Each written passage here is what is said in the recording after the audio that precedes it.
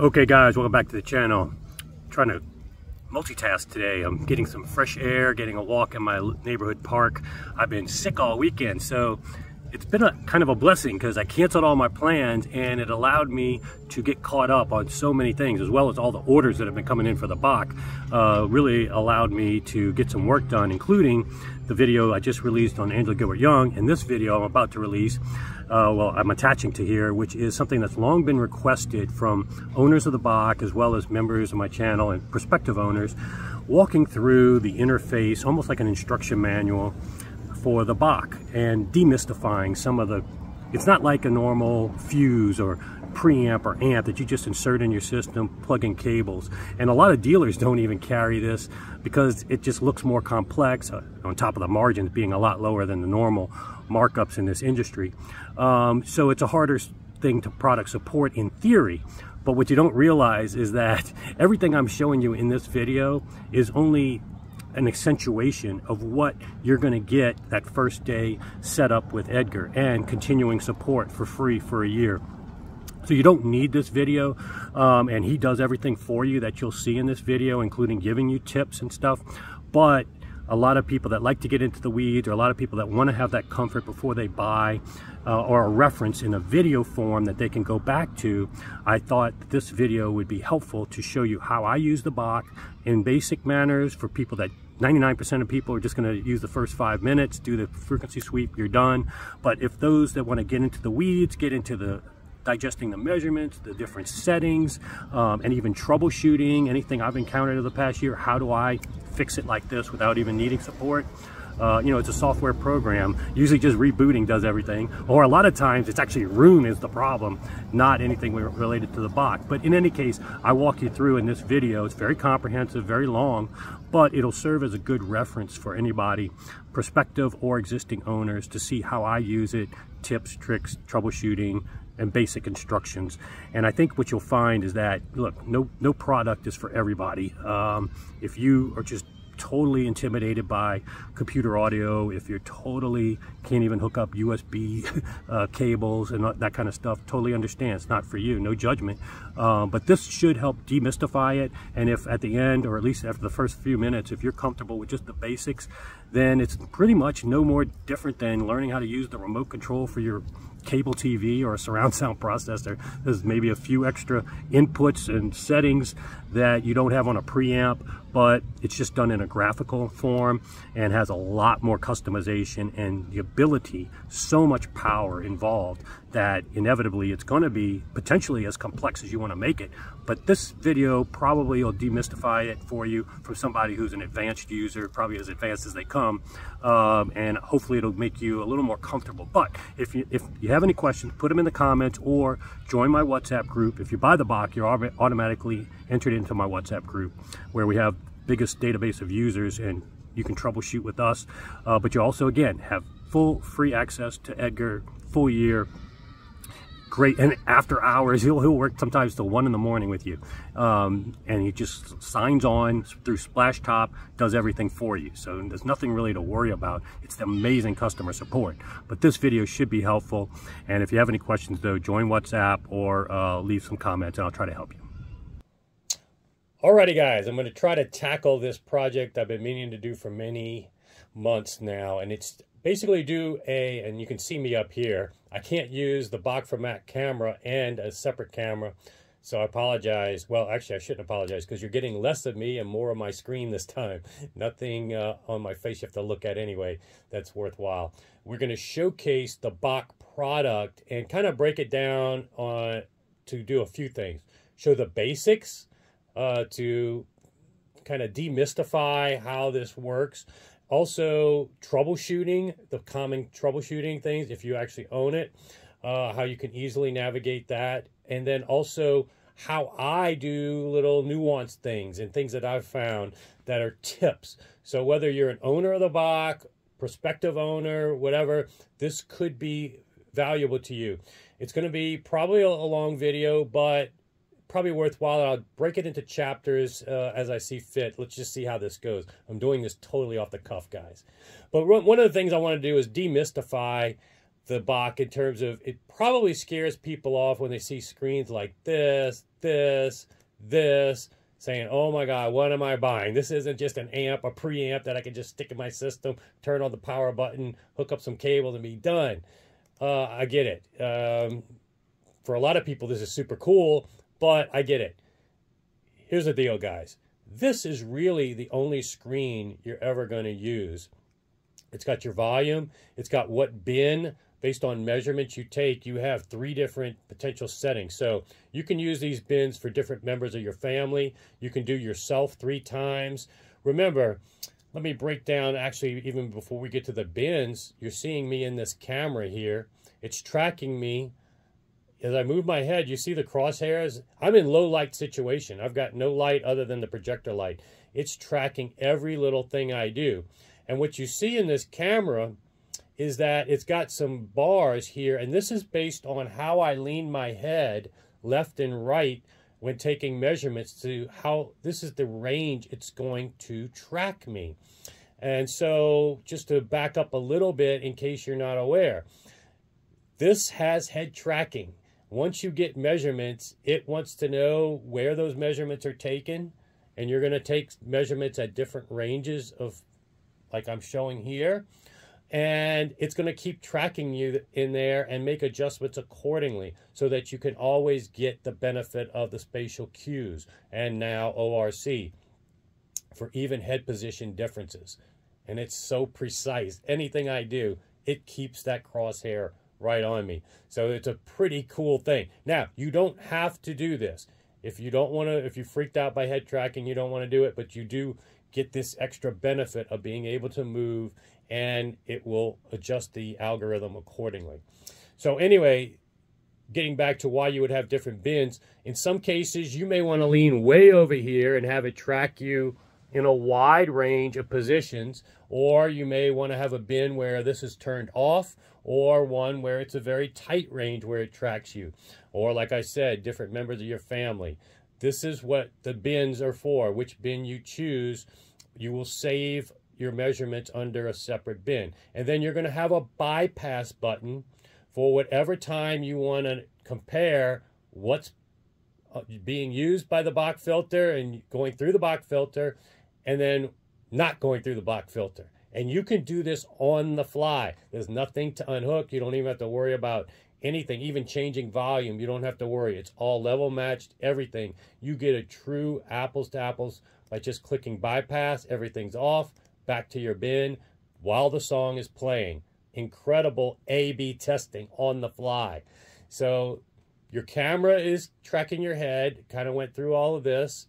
You're going to be able to center the camera. You don't have to put the camera right in front of you. It does help, but you could put it on the floor. Some people put it on the floor and aim it up, and it tracks so well, as you can see.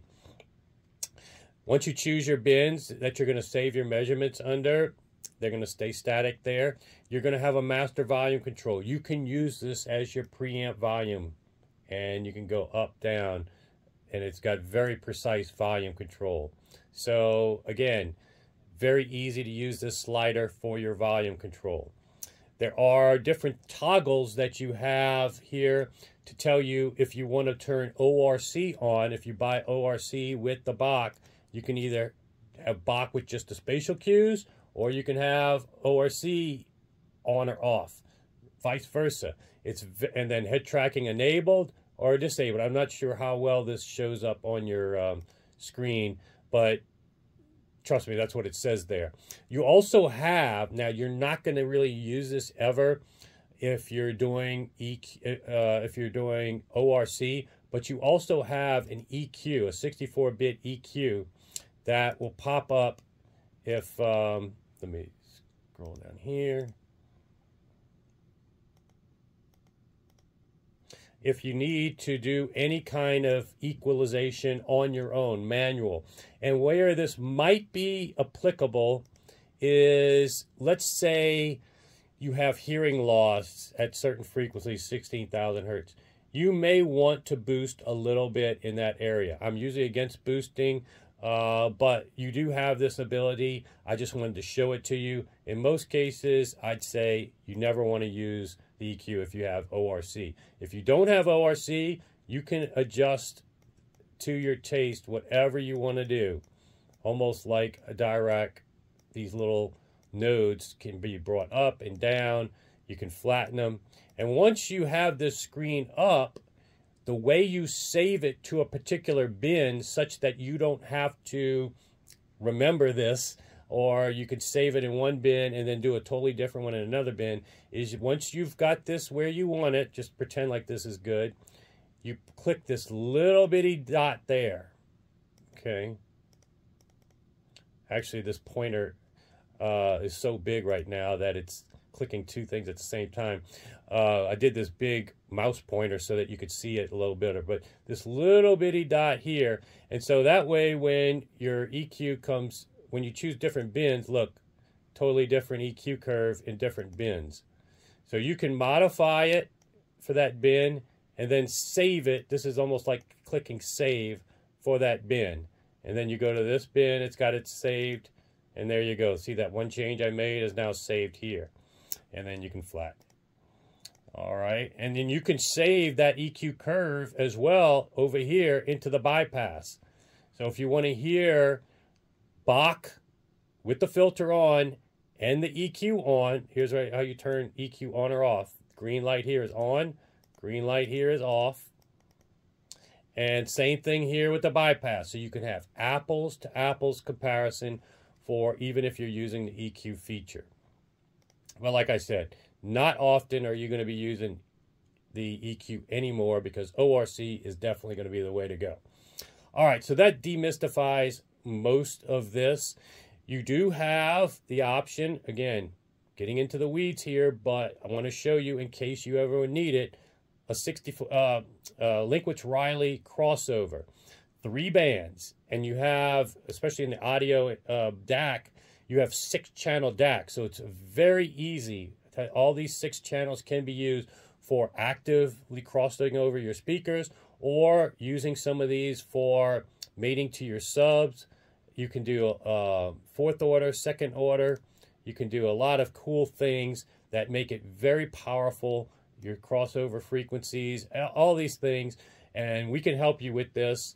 As well as they have plugins for your convolution filters if you've already done that in other software.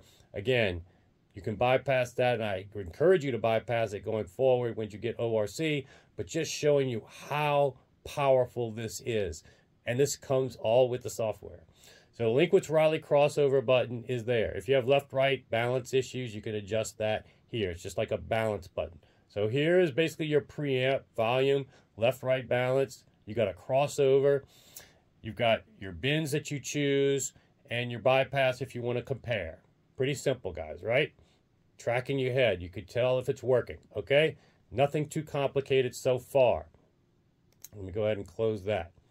In fact, in most cases, all you're ever going to do is sit down in your chair, choose your bin, choose your volume, and then go.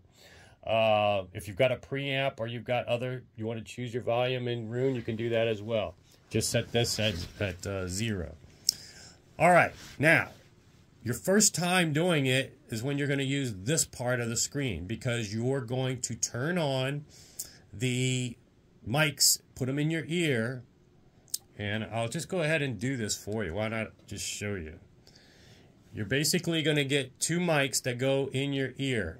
So if you're watching me in that camera, you're going to put them in your ear.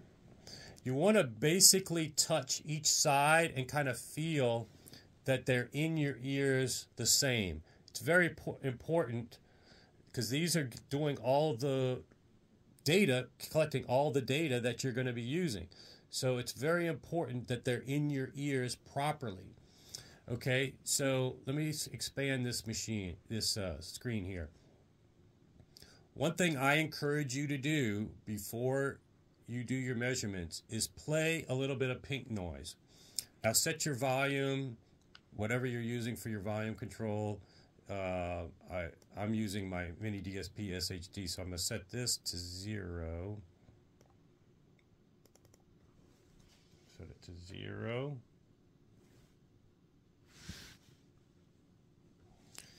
And enter. Okay.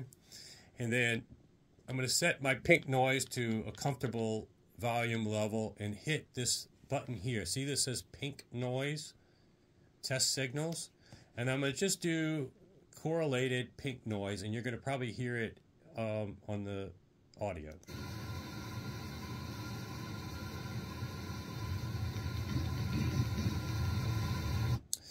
And the reason I do this is twofold, okay?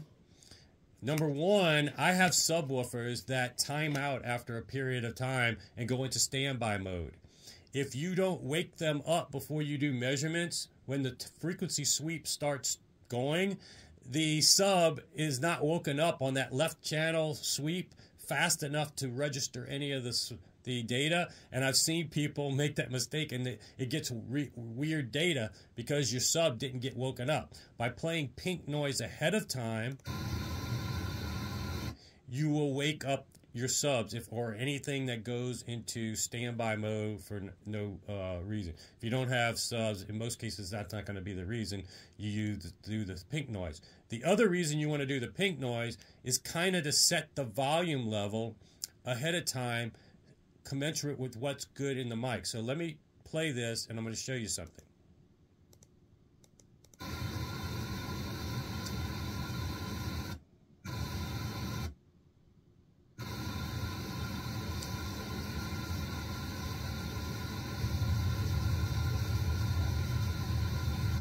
Okay, so I was circling down here, and you can tell as I'm talking, the mics are now picking up my voice.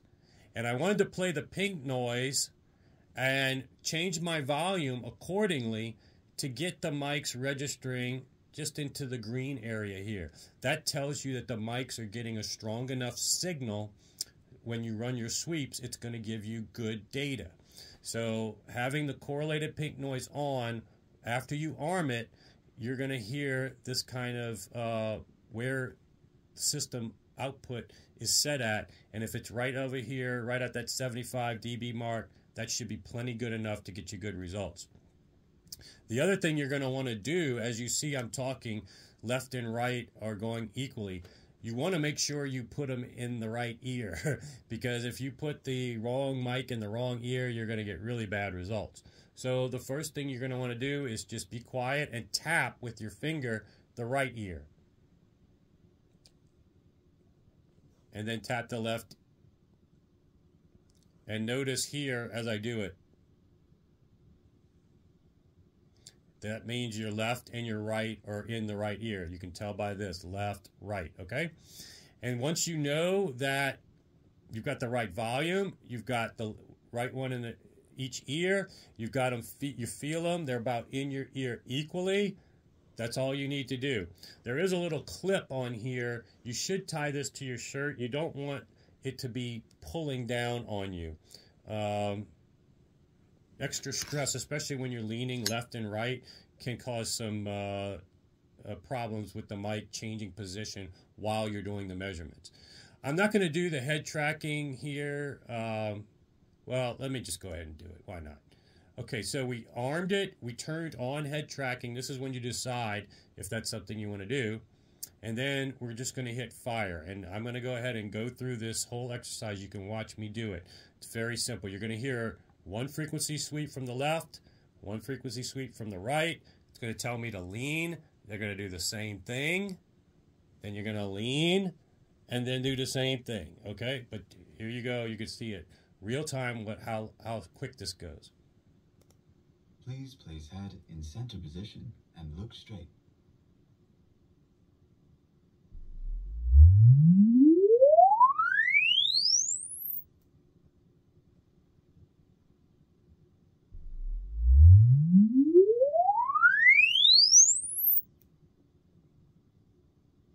Please place head in extreme left position.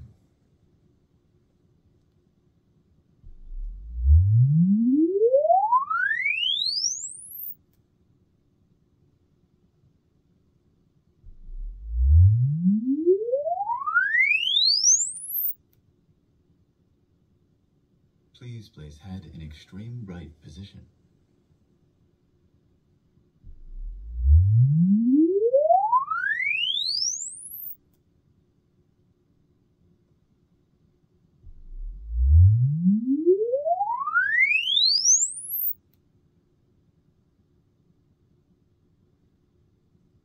ORC Measurements done. Thank you. Okay, that's all there is to it. It's going to start crunching the numbers.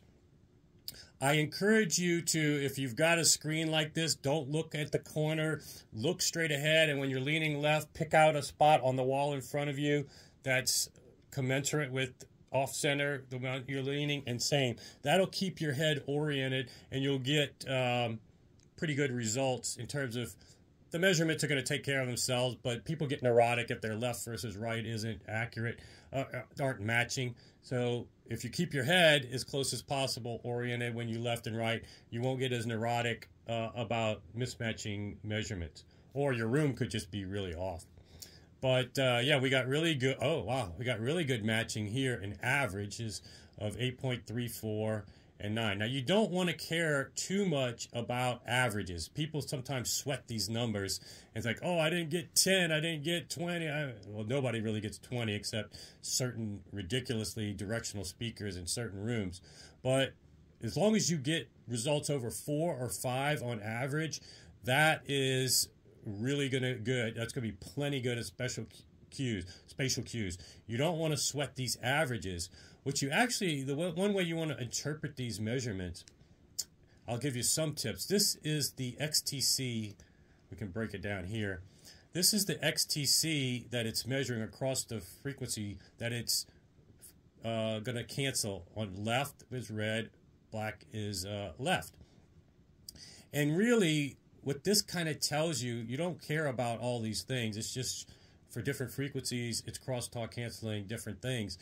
What you really like to see is that they are tracking very similarly. Very hard to do in a lot of rooms, especially asymmetrical rooms like mine, or even rooms with different stuff on the other side of the walls. Remember, sound sees your room a lot different than your eyes. You may think your room is set symmetrically, but if there's a brick wall on one side and a hallway on the other, sound will treat those differently.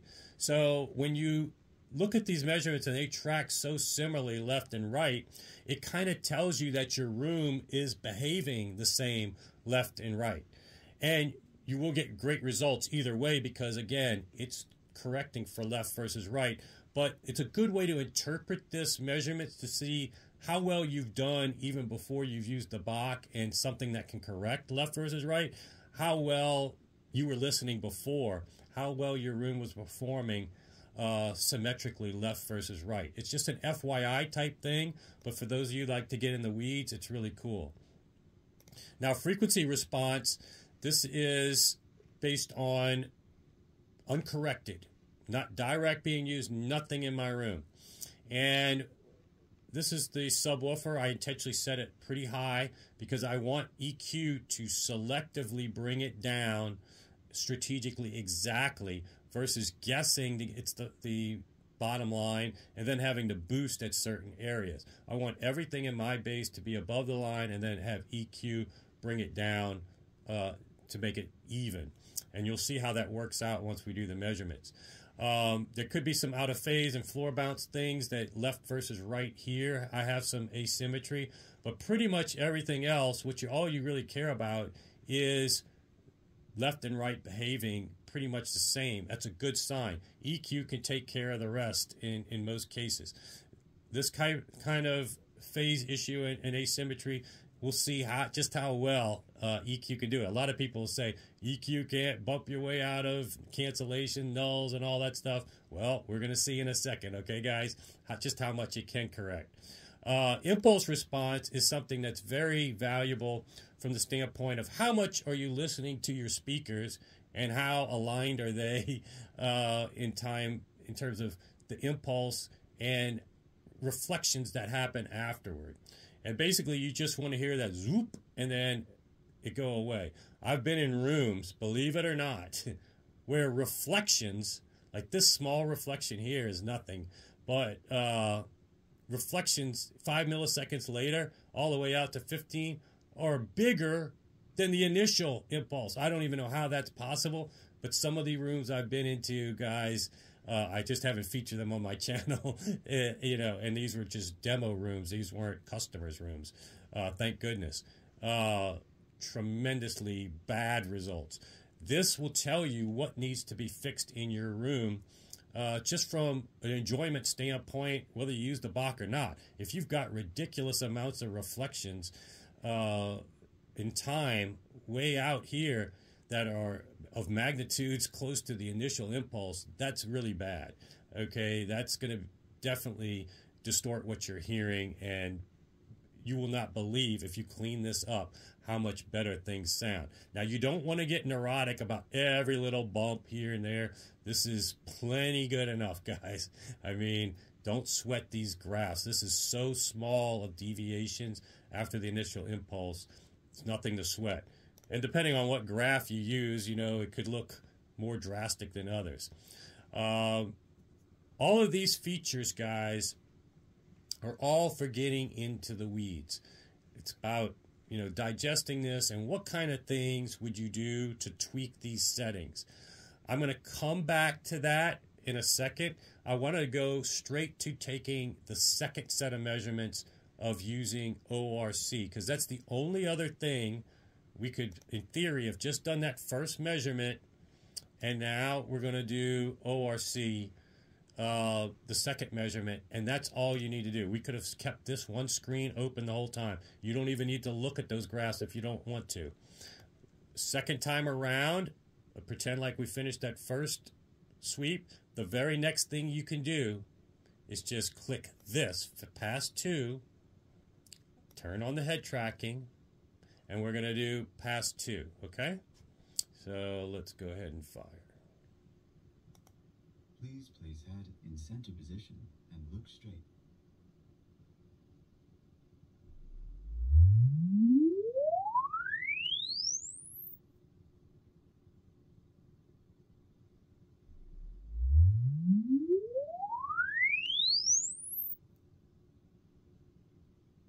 Please place head in extreme left position.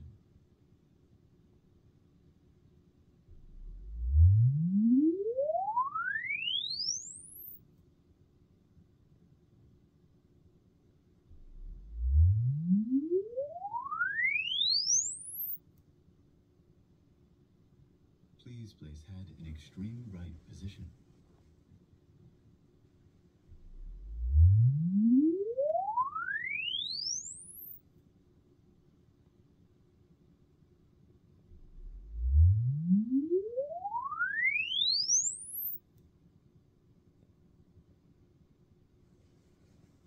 Bacch measurements done. Thank you. Okay, so same exact process very quickly, and a couple things to note. Number one, if you can go back and listen to my first results without the uncorrected frequency sweep, and listen to how smooth that frequency sweep sounded just now, you will hear how much it corrected. That frequency sweep that just ran, probably, if you're paying attention, sounded so much cleaner than the initial one, because the second pass is now measuring, after it applies the filter, what it's sounding like and confirming. And look at the measurements now. XTC stayed about the same. Frequency response, look how clean that is now. What happened to that big dip here? It's gone now, okay? And impulse response, good.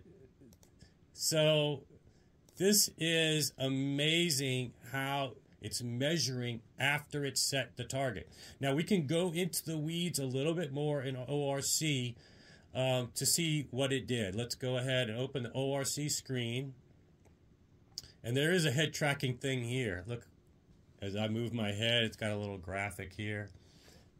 I don't really turn it on. It's not really necessary, but it's cool. And it's also tracking your, if you have more than one bin or your bypass, it's level matching things. These things you want to keep on instead of off.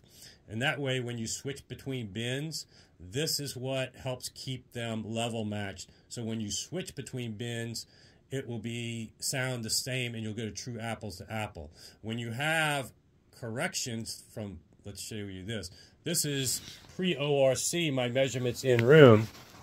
And you go to this, then if you kept that bin bypass, when you went to bin 2, you're going to need those level matching differences to be accounted for. And that's what it does here, both from bypass, and if you save different bins with different curves, it'll level match for you. So this is a nice little feature. You're not going to have to use it, but I'm just FYI showing you that it's there. And you could also slide the percentage amount of ORC just to play around. I mean, I can't imagine anybody not using 100% ORC, but you have 100% basically accommodation for whatever you like or don't like. It allows you to bypass percentage-wise. There's nobody that can basically argue, unless every 1% even makes it worse for you, which is almost impossible. You're going to have the ability to tailor it to your needs. But in most cases, everybody's at 100%, 100% of the time. All right, let's take a look at this screen a little bit more. It's been shown in other Zooms, but not a dedicated demo like this with me. Here's your pre-ORC results, but this also has psychoacoustically compensated binaural response. So it's a little bit different than what we saw here originally, but there's a couple things to point out as well on here. Edgar is actually showing you his filter response here. Most people won't show you what the filter is doing because they don't want third parties to copy it or re-engineer or whatever. He doesn't care because let him take 10 years to do what he's done. Let him try. It's basically his philosophy. But what it also can show you is how aggressive the filter is having to go in certain areas. And when you choose different settings here, it's kind of interesting if you're one of these people that get in the weeds. But you can turn that off and it makes it much more cleaner to just see before measurements. This is what the target wanted to do, suggested we do, and then this is what we measured. Now it's a different level, but basically it's the same exact curve. Now, one thing to notice here is that it's got a slight downward slope. This is what's called the Sean Olive, kind of the Harmon curve, where people tend to like more bass, almost 1 dB per octave than treble. So you have the ability to choose with these free field target curves here. You see these guys right here? You have the ability to choose which person's philosophy. These are all experts, and they're all based in objective parameters of excellent high fidelity, but a little bit of nuances of when they start their roll-off. And here's one for Bob Katz. That's the default. David Chesky. Theoretica Applied Physics has their own that they recommend. EBU is another one. And then totally flat. You can play with these different curves and decide which one is best for you. I kind of like this curve for most of my listening, but I can easily see people choosing Katz or any of these other ones as well. The great thing you can do very easily, I want to show you real quick, and also remember, look at this, asymmetrical performance left and right. People would think this is floor bounce or a room mode causing that in the left channel. Guess what DSP said it could get with a target, and guess what it actually got? Totally, I mean, there's so minimal left here. Unbelievable. Now, before I go show you a way to compare between bins and this target curve, I want to show one other minor thing you may want to change. When you get your original measurements and you get your target curve, if your target curve anticipates you not being able to correct something, it's going to usually default. Here's the defaults, 2 and 2. And you know it's the default because they light up green and have a green around them. If I did that without, well, let me just go ahead and show you. I'm going to recompute it. This is how easy it is to show you changes. And I probably should have saved it in a different bin, but no matter. Let's go ahead and do this.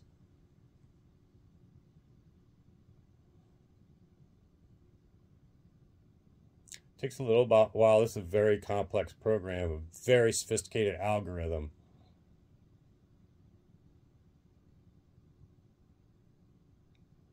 So what I did was, this is called max allowable boost. And the defaults are set for only 2 dB because, again, like I've always espoused with DSP, you don't want to add too much gain. If you add too much gain, then sometimes problems can happen with digital clipping and all kinds of other things. And so that's why these are the defaults. But look at the difference here. The target, optimal target, with only 2 dB of max gain, says it won't be able to fix that asymmetry here as much. So just by boosting it up to 6, and now I know it's only going to have to boost in a very small area. It's not like having to do a wide range. It's not going to put extra stress on the amp. Any kind of, and 6 dB is not that drastic. Then I can go ahead and watch what changes when you boost this up to 6 dB. It's going to recalculate. And the reason you have 2 different max allowable boost options here, quasi free field is everything below 1,000 hertz. This is treated much like free field mics. These frequencies aren't impacted by our head as much and our ear pinna. So these can be treated like normal frequency sweeps and plots that you see DSP doing. But where the problem comes in with DSP often, and many people have noticed this, and I've talked about it, is they don't like it when it gets to these higher order frequencies because, guess what? It doesn't factor in how your ear pinna, everybody's ear pinna is going to do something weird like this. Accentuate around here, then a dip, and then another peak. This is how it works for everybody that comes in my house. And we're all different though, but we all have this weird curve caused by the shape of our ear and our head and all that kind of stuff. So this is where the secret sauce comes in. But getting back to, look, I changed that one setting to 6 and then it fixed it. And then remember when we measured, it got rid of it just about all the way exactly like this target. Whenever you do recompute though, look what happened. The measured response is gone now. I have to go back here and then redo that second measurement in order to get the measured tab to show up again. Anytime you recompute, you're going to have to do that second pass measurement again if you want to see what the measurements are to confirm it, okay? But you can start listening now. You don't have to go do that. It's just for informational purposes if you want to know what's measured after you recompute. The other thing I deviated from settings here is, oh, and let's go ahead and recalculate Bacch versus Olive. Let me show you what that looks like.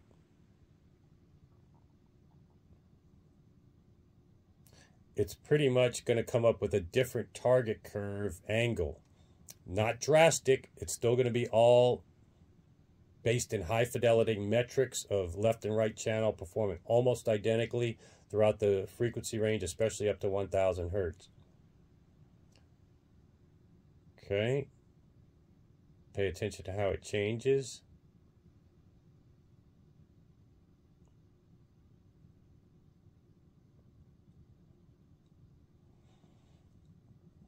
Likes to leave you in suspense right before and see how it bumps it up. So Bacch will be mainly flat, and then starting at 1,000 hertz, it's a slight decline. Much less drastic than the Harman Sean Olive curve. So I'm going to show you another way to do this. One of my little tips, part of the thing I told you I was going to tell you, that's really cool and easier than doing what I'm doing now, because I had measured results. I had my optimal measured, and I had my Sean Olive curve. Here's something I could have done instead of messing up this same bin over and over and now having to redo the measurements. Here's something I could have done. Let me go ahead and show you real quick. It's kind of, this is more for the advanced users. So I'm going to get it back to where I was with the Sean Olive curve, the 6 dB of boost. Here we are. I'm not going to do the measurements again, but let's pretend like I did. One thing that you can do when we go back to this setting, again, you can hide it most of the time, but you have these things here.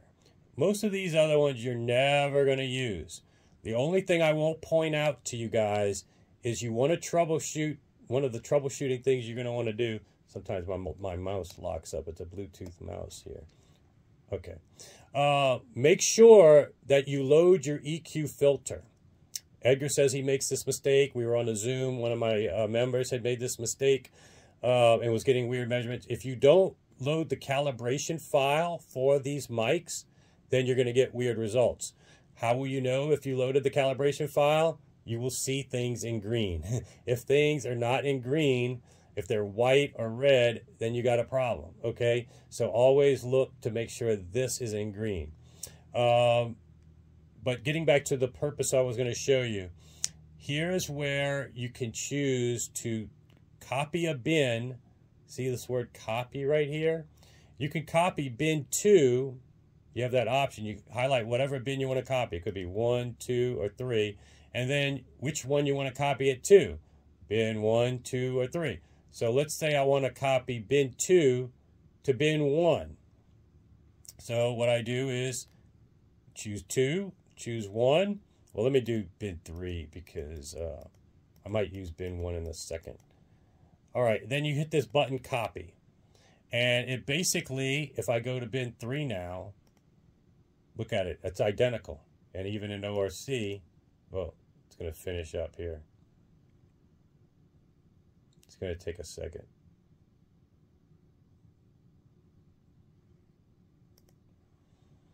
While that's doing, I'll show you this Bacch filter design here. I never use it, but if you wanted to tailor back the Bacch spatial cues, let's say you don't want to hear on Umagooma the flies behind your head. The spatial cues are too real.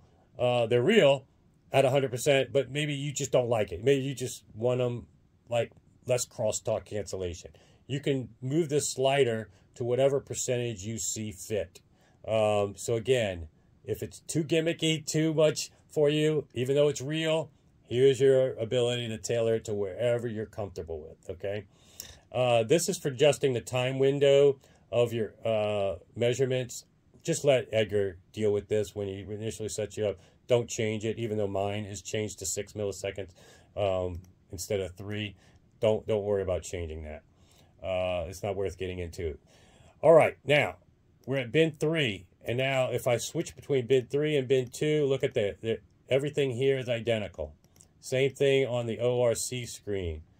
Whether I do bin 2 or bin 3, they're both the same over here. And now I can go to bin 3, recompute for the catch curve.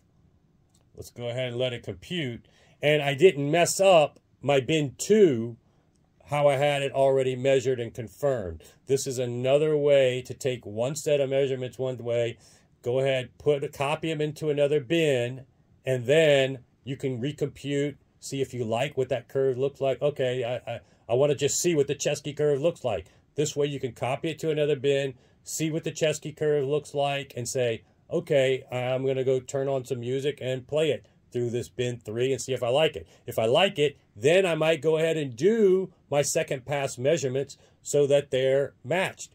But it's not necessary, but you may want to do that. So now I can swap between my measurements in bin 2 and bin 3. Now you can easily see the Sean Olive versus Bob Katz. Both based in high fidelity standards, just a slightly different slope of roll-off, okay? And you can do that with the other guys too. Low order pinna, high order pinna, spectral entropy. Now, in the quasi-free field, I recommend just keeping that setting at the default 70. Why do I have a different setting here than the defaults, which are 25? Well, there's a couple of reasons. Let me go ahead and show you what it looks like at 25 here. So what ends up happening is the filter is trying to correct for your ear pinna and head shadow effect and torso in just the right way to make your speakers disappear and give you the more impression of how sound comes at you in real life, which is more omnidirectional instead of two drivers shouting at your ear pinna. That ends up exaggerating how your shape of your head and all that is when two drivers are shouting the noise at you versus a piano in space way off in the distance or an animal or whatever. So it's a very complex algorithm and science, and this is where all the magic happens to help make your speakers disappear. And you notice now if I go between bin 2 and bin 3, you see how the filter, because I turned on the filter response, how the filter is going to address things differently with a 25 in the spectral entropy for the lower order and high order versus 10. This shows you what was measured, 10, okay? So you can change this to whatever, but it always will stay when you select this bin, whatever's in this column is what it was measured at, not what's highlighted here. This is what you use to toggle what you want to recompute, but this is what it's measured at. So bin 2 has spectral entropy of 10, and these are just arbitrary numbers, okay? Don't worry about what that actually means. And then bin 3 has spectral entropy of 25. And you'll notice that the filter is a little more aggressive with 25 in the higher frequency in doing some things to adjust for your ear pinna and head shadow effect. Now, a lot of people are going to like the defaults, and it has a little bit of correction here. The filter's working to do some things, and your speakers will disappear even more with this setting. However, in some occasions, or if you listen real loud, or if you have hot tweeter speakers or hot room sensitive ears or whatever type of music, you may find that an aggressive filter in this area makes you feel like too etched, too detailed, too much air. Yes, that's sometimes a consideration. And now you have the ability to tailor it. If you sense that, you might sacrifice a little bit with your speakers disappearing, but you get rid of that downside. In the past, with a lot of these DSPs, people just had to live with whatever downsides it factored in as the best trade-off. You no longer have to do that. You hear anything you don't like, there are settings that can help address that issue. Most of the people, the default are going to be what you want to stick with. For me, I was testing having almost nothing be corrected there. Sounds great. Sounds just fine. And the speakers still disappear anyway. This may look like drastic on the screen. It's really not to your ears. There's not even a whole lot of information and material up in this range anyway, but it can be very valuable and very problematic if it's not done right. So you're going to want to test this. 2 bins. You can do all kinds of material at different volumes. I encourage you to play classical music with strings, and that can tell you which setting you may like there.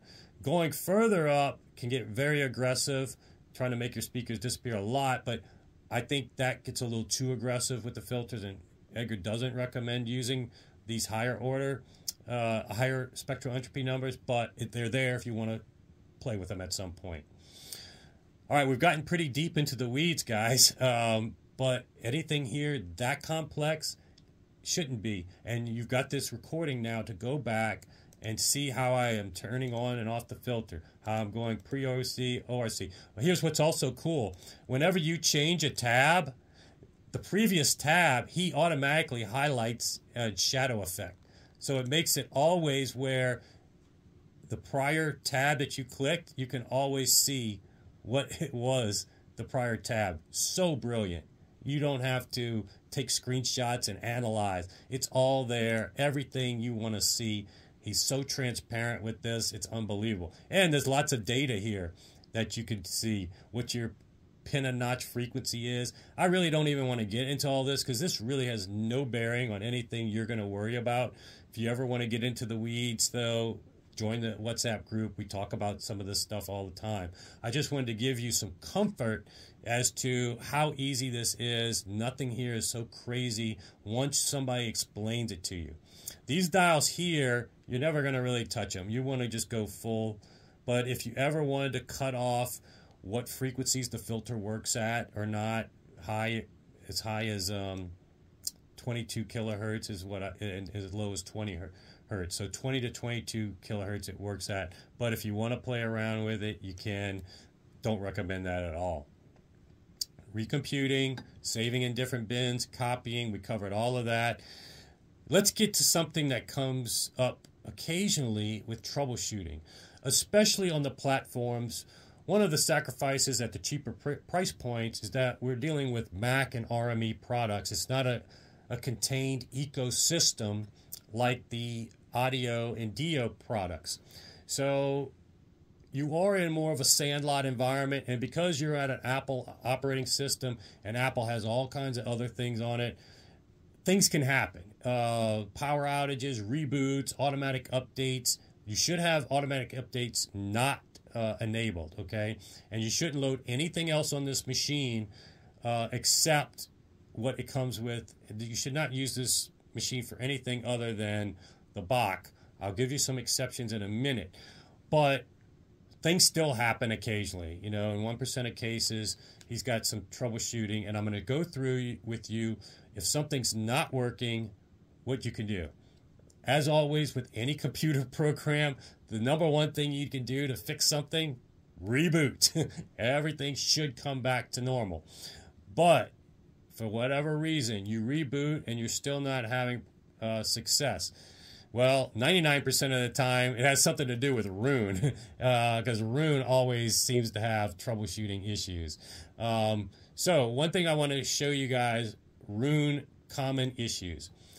You're going to have Roon Bridge. You see this says Roon Bridge running. Roon Bridge will usually run at startup, okay? This Mac Mini, in most cases, for most people, is going to be your endpoint. You can continue using whatever server you're used to. It could be a Windows server. As long as that's running Roon server and this is running Roon Bridge, it will transport that signal from Roon to your Bacch, run it to your Mac Mini, run it through the Bacch, and then you'll hear it. If you try to run Roon on the Mac Mini, but also have Roon Bridge running, sometimes that can cause problems. So let me make sure this is clear. If you ever want to just start playing files straight from your Mac Mini using Roon, and I encourage you to have at your launch bar down here 2 different versions of Roon. Roon Bridge, you see, you probably can't see it because the screen's not showing you, but at the bottom you should have 2 icons, Roon Bridge and one for Roon. You're going to want to quit Roon Bridge if you're going to run Roon and play Roon from the Mac Mini, okay? So you see now I've got Roon up here, not on a separate server where I was originally running it. I'm running it here, and I can play it and use it as my server. It will run fine. In fact, you know, I can play a song for you right now. So it's my server right now. I don't want to get copyright, so I just played a few seconds of that. But you can use the Mac Mini as your server. You don't need a separate server. But just don't have Roon Bridge running if you're running Roon server here.